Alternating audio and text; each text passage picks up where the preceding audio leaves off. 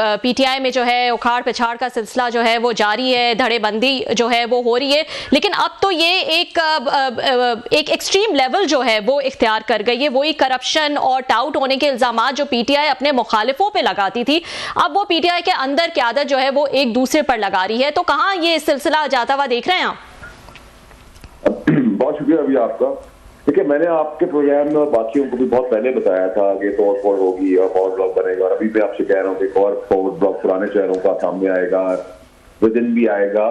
और चोरी तो आज नई चीज नहीं है, पहले ये फंड रेजिंग में चोरी करते थे, अपने घर चलाते थे, तो वो भी मैंने कहा, कल मुझे याद है, मैं शागिद साहब को भी आपके साथ किया और आपके शो से भी कहा है, और जो केपीके में करप्शन का बाजार गर्म है, 75 करोड़ रुपए तो खुद केपीके का सीएम कह रहे हैं कि मैंने लगाए हैं। तो उससे पूछे, भाई तेरे बाप के अकाउंट में जगह आई थी, कितने प्लॉट बेचे, एक प्लॉट किसी ने और बिका है? अब वो कह रहा है मैंने कर्जा लिया है, तो कर्जा लेके कर्जा वापस कैसे हो गया है? एसिड बियॉन्ड मीन का केस बनता है, क्योंकि गवर्नमेंट उसको बचाना चाहती है कि वो सर्विस दे रहा है गवर्नमेंट को, तो वो गलत चीज है, लेकिन मुझे वो नजर नहीं आ रहे बहुत ज्यादा देर तक। वो भी इस बात पे मैं अपनी कायम। जी फैसल, आपको आवाज सही आ रही है मेरी? जी मुझे आ रही है। जी अच्छा, ये अली अमीन की मैं स्पेसिफिकली बात कर लूं आपसे कि उनके गिर्द जो घेरा है वो ऐसा लग रहा है कि तंग हो रहा है, और बुशरा बीबी भी सुनने में आ रहा है कि उनसे नाराज हैं। फिर हमने देखा कि उनको केपी पार्टी सतारत से जो है वहां से भी हटा दिया गया, और कहा जा रहा है शायद सीएमशिप भी पता नहीं वो अपनी बचा सके, यानी ऐसी खबरें तो आ रही हैं। लेकिन फिर दूसरी तरफ ये भी कहा जाता है, और इस किस्म की खबरें भी सुनने में आती हैं कि जो बैकडोर राब्ते हैं वो भी अली अमीन के थ्रू ही होकर जाते हैं। तो क्या स्टेटस क्या है इस वक्त अली अमीन का पार्टी में? देखिए जी, मैं आप लोग ना मुझे अपनी सैलरी देते हैं, ना आप लोग अपनी मुझे कुर्सी देते हैं, ना आप लोग मुझे अपना फेम देते हैं। मैं आपको पहले दिन से कह रहा हूं भाई, मुझे नहीं आ रहा है, देने को तैयार है, आप राजी हो जाए तो हम देने को तैयार हैं। और करप्शन का बाजार गर्म है, आप खुद जाके वहां चेक कर लें, सारे सूबों को चेक कर लें, सारे दूध की नहरें जो बाहर हैं उनको चेक करें, कंपैरिजन कर लें। और तीसरी चीज ये कि आज तो करप्शन का मैं नहीं कह रहा, इमरान खान साहब खुद कह रहे हैं, उनकी बहन के व्हाट्सएप फ्लैक्स बता रहे हैं, बैरून मुल्क अंदरूनी मुल्क किस तरह पैसे बता रहे हैं, कौन घर खरीद रहा है, कौन यॉट खरीद रहा है, कहां से इनके घर है, कहां से कॉम्प्रोमाइज पीटीआई जो चल रही है। देखिए आप पीटीआई के अंदर सिर्फ मुनाफिक, बेईमान, चोर, नकारा, झूठा, कॉम्प्रोमाइज, पैर पड़ने वाला, अंडरस्टैंडिंग से तरमीमी बिल को पास कराने वाला भी मौजूद है, और भरपूर तरीके से दामिन है पीटीआई नून लीग की गवर्नमेंट की, और भरपूर तरीके से नून लीग साहब मिल के वो इमरान खान साहब को जेल में रख रही है, कामयाबी से रख रही है, और आगे भी रखेगी, और वो जेल में ही रहेगी। जी फैसल, बहुत शुक्रिया आपका सर, आपने जाएंगे। अभी आपने हमें 3 चीज़ों की बात की, आपने कहा मैं आपसे कोई ये कुर्सी, सैलरी, तनख्वाह या स्क्रीन। सर जी हाजिर, आप हमसे ज्यादा रेटिंग लेंगे, ज्यादा देखे भी जाएंगे, कंटेंट भी आपके पास ज्यादा वो है। सर ये मैदान नहीं की कभी भी, मैंने तो ये कहा ना आप लोग मुझे सैलरी शेयर देते हैं, ना कुर्सी, ना शोहरत, ये तीनों चीजें हम सर देने को तैयार हैं, मैंने ये कहा है सर जी। सर अच्छा सर, ये अभी आपने बात की जो हम देख रहे हैं, ये चीज़ें आप पहले से भी कह रहे थे कि पार्टी के अंदर डिवीजन होगी, लड़ाई झगड़े होंगे, और ये अगर पीटीआई कहती थी कि एस्टेब्लिशमेंट ने कुछ ऐसे लोग पीटीआई के अंदर छोड़े हुए जो ये लड़ाई कराएंगे, फटे करवाएंगे और पार्टी को कमज़ोर करेंगे, तो आप समझते हैं कि एस्टेब्लिशमेंट की हिकमत अमली कामयाब रही है? पीटीआई अब आपस में लड़ रही है, डांग सोटा, गाली गलोच, ट्विटर, सोशल मीडिया, मतलब ऐसी बदतरीन लड़ाई तो कभी किसी पार्टी में हमने नहीं देखी। सो एस्टेब्लिशमेंट अगर आप एस्टेब्लिशमेंट को इल्जाम लगाएगी अगर लोग पीटीआई वाले जी, तो फिर तो सारी जमहूरी पार्टियां और जमहूरी लोग जो है वो एक ही धरती और एक ही खाद और एक ही पानी और एक ही मिट्टी से उगे हुए, तो मैं कौन शक्ल दिखाने के काबिल रहेगा? कोई है कुदरती तौर पे अपने आप में जमहूरी? अच्छा, दूसरा ये है कि कोई खबरें आ रही थी कि जनाब के खान साहब पे कोई नया केस, नया स्कैंडल को मुकदमा भी बनाया जा रहा है और उनको उसमें लाया जा रहा है। मैंने कहा मुनीर फरूक साहब की ये खबर को कोट किया जा रहा था, मुनीर फरूक साहब के पास भी अंदर की खबरें होती हैं, तो आपके पास भी कोई इसकी कोई उड़ती पहुंची है सर खबर कोई?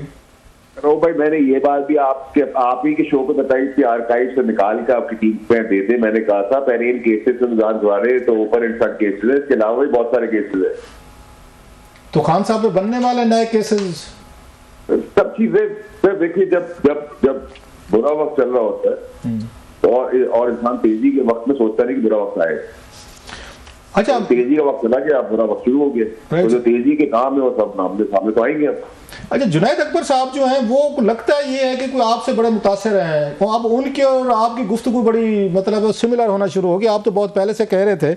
आज मसला उन्होंने नदीम मलिक साहब के शो में कहा कि पार्टी में बहुत सारे लोग मुफ्त खो रहे हैं, तो आप भी यही बात कहते थे मिलते जुलते कि पार्टी के अंदर ऐसे लोग हैं जो पार्टी को नुकसान दे रहे हैं, वो भी यही बात कह रहे हैं। प्लस जो अहम चीज़ उन्होंने कही है सर, वो कहते हैं बानी पीटीआई को अपनी गलतियों का एहसास है, अपनी गलतियों का हम खिमियाजा भी भुगत रहे हैं। तो सर ये जुनैद अकबर साहब कह रहे हैं कि बानी चेयरमैन को अपनी गलतियों का एहसास है, आपको भी लगता है कि उनको कोई एहसास है? आप तो बहुत अरसे से कह रहे हैं। जुनैद अकबर एक मुखलिस वर्कर है इमरान खान साहब का, पुराना आदमी है, गैरतमंद आदमी है। 3, 4, 6 महीने में रिजाइन करके वो भी चला जाएगा, क्योंकि उसको फेल करने के लिए इक़्तिदार वाली पीटीआई खड़ी है उसका रास्ता रोकने की। और जब वो फेल हो जाएगा तो वो उस किस्म का आदमी नहीं है कि वो बैठा रहे उसके ऊपर। जो अच्छा आदमी है हम तो उसको अच्छा कहेंगे, चाहे उससे हमारी दुश्मनी भी हो जाए, लड़ाई भी हो जाए, तभी उसको अच्छा कहेंगे। तो वो भी 2, 4, 6 महीने ट्राई करेगा, उसको ये खुद फेल करेंगे पीटीआई वाले, क्योंकि ये चाहते हैं खान साहब इस जहन्नुम की, इस जेल की आग में रहे और ये सियासत करें। अगर वो मकसूद के तौर पर बाहर आ गए तो ये सब कहाँ जाएंगे? उनको तो घर वाले नहीं पहचानते। अच्छा, आप सर बार बार कह रहे हैं कि पार्टी के अंदर से नए ग्रुप्स आएंगे, इतने निकलेंगे कि गिने भी नहीं जाएंगे। तो शेर अफजल मरवत साहब को जिस तरह पार्टी से निकाला गया और जिस तरह वो खड़े हो गए, डिफेंस उन्होंने दिखाई है, तो आपको लगता है कि अगर पार्टी के अंदर भी उनको बहुत सारी सपोर्ट मिली है, सोशल मीडिया पर भी मिली है, जो खान साहब माजी में करते थे वो लोगों को निकालते थे तो कोई नहीं खड़ा होता था, तो शेर अफजल के हवाले से तो डिफरेंट केस हुआ है। तो आपको लग रहा है जो नया ग्रुप की बात होती है, नई हकीकी बात आप भी करते हैं, तो शेर अफजल साहब जो है पोटेंशियल कैंडिडेट है? मैंने आपको ये भी बताया था कि मरवत भी बहुत ज्यादा दिन नहीं चलेगा, क्योंकि तगड़ा आदमी है, क्राउड पुलर है, लंच है, खड़ा होने वाला आदमी है। मुझे तो ऐसे लोग पसंद है, आप जैसे लोग, हम जैसे सरकरे जो है, सरकरे को पसंद करते हैं। तो वो अपनी जगह छोड़ेगा नहीं, किसी के बाप की पार्टी थोड़ी है, और वो खड़ा रहेगा अपनी जगह के, उसके साथ वर्कर्स है और वो सही काम कर रहे हैं। और जहां हमारी जरूरत मुख्य गाली रात और घंटे की चाहिए होगी, हम भी उसको प्रोवाइड करेंगे, हम भी उसका अपनी कैपेसिटी में खड़े होंगे। मतलब आप उनको शेर अफजल मरवत के साथ कोई अलायंस, अनअनाउंस्ड अलायंस आपका भी होगा उनके साथ? मेरा तो पाकिस्तान सभी के साथ अनअनाउंस्ड अलायंस है। लोग नफरत भी करते हैं और प्यार भी करते हैं, मजबूरी का नाम ही जिंदगी है। अच्छा, दूसरा हम सर देख रहे हैं कि इस वक्त मरियम नवाज साहब 1 साल के बाद उन्होंने जलसे शुरू किए हैं just to show her popularity in the masses, या उन्होंने इमरान खान साहब को वो भी टारगेट कर रही हैं, नवाज शरीफ साहब ने भी किया है। तो इसको आप कैसे देखते हैं? ये उनको एक न्यू फाउंड कॉन्फिडेंस है उनमें, क्योंकि 1 साल तो बड़े डिफेंसिव थे कि इल्ज़ामात लगते थे चोरी के इलेक्शन हैं, गलत हैं, स्टील किया, लोगों को मार धाड़ की, तो वो 1 साल तो वो नज़र नहीं है। लेकिन अब 1 साल के बाद उन्होंने फ्रंट फुट पे आके अग्रेशन के साथ खान साहब पे उन्होंने अटैक्स करने शुरू किए हैं। सर आपको कैसे लगता है वो? सर मुझे ऐसे ही लगता है जैसे आपने बात की, और इतने लगने पे मैं इतनी ही बात करना पसंद करूंगा। अच्छा सर जी, थोड़ा सा एक और साइड पे आ जाते हैं। ये तो आपकी पॉलिटिकल साइड से, आप दूसरी साइड पे भी मतलब महाज आपने भी 8-10 एक साथ खोले हुए होते हैं। आप कमेटी के सरबराह हैं सर, सेनेट की स्टैंडिंग कमेटी जो है, आप उसके भी सरबराह हैं सर। उसमें आपने एक वो किया है, एक स्कैंडल लेके आए हैं सर कराची पोर्ट का। जरा ये बताएं कि आपने कहा कि 5 बिलियन की प्रॉपर्टी थी और 40 बिलियन में, सॉरी 40 बिलियन की प्रॉपर्टी 5 अरब में बेच दी गई कराची में, कराची पोर्ट में। सर ये क्या स्टोरी है सर? तो देखिए 2-3 हिस्से। एक तो ये कि ये पर्टिकुलर प्रॉपर्टी जो 500 एकड़ है जी, ये 10 लाख रुपए एकड़ दी गई है।